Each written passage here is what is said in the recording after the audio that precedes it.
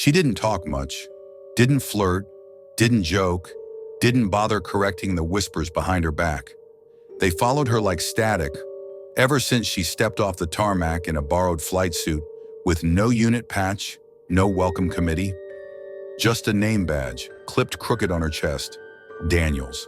The other pilots had names, call signs, nicknames scrawled on their helmets in marker. She had none, just a number, one assigned, not earned. The jokes started before her boots hit the flight line. She must have known someone, heard the commanders got a thing for blondes. Probably a quota fill. Daniels ignored it all. Her locker was always the last one on the row, not because of rank, just because no one else wanted to gear up near her. Some of the guys gave her looks, half curious, half cruel, like they were waiting for her to snap or mess up or prove them right. But she didn't. She flew, quietly. Her scores were fine, not flashy, not bad, just enough to make her presence harder to argue with. And when the training runs turned live fire, she didn't hesitate. She didn't ask questions. She just flew. Then came the crash, a mission out west. Routine escort turned sideways when the lead jet caught a bird strike and went dark. Daniels was second wing. She radioed in calmly, took lead without being asked, and coordinated an emergency descent into canyon country. All pilots accounted for, except one, the captain. His ejection seat triggered too low. The others said he never made it. The report went quiet. Daniels went quieter. When they got back, her locker had been cleared out, her gear reassigned. No ceremony, no question. Just gone. The official line said she was being reassigned to desk duty during an investigation. Rumors doubled. The guys said it was because someone finally spoke up.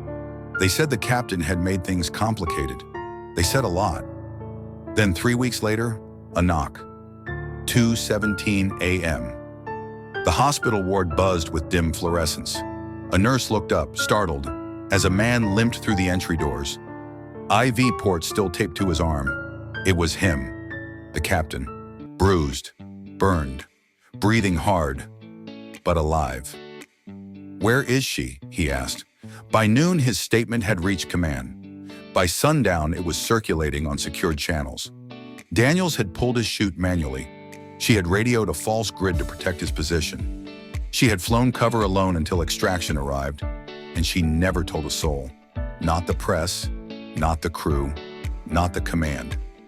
When asked why, she said simply, "Didn't seem like anyone would believe me."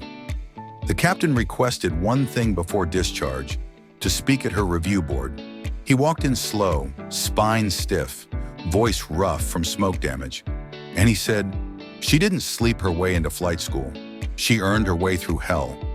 While the rest of you were gossiping, she was saving my life, and she didn't need an audience to do it." Silence. You could feel it in the room. One by one, the faces of command dropped. The room didn't just go quiet, it went still. That evening, Daniels got her locker back. Same number, same spot. But this time, someone had scrawled something on the inside of the door. Just one word, pilot. So now I ask you, have you ever been judged before you were seen? Ever watched someone carry the weight of a lie because the truth was too inconvenient to believe? Say their name in the comments.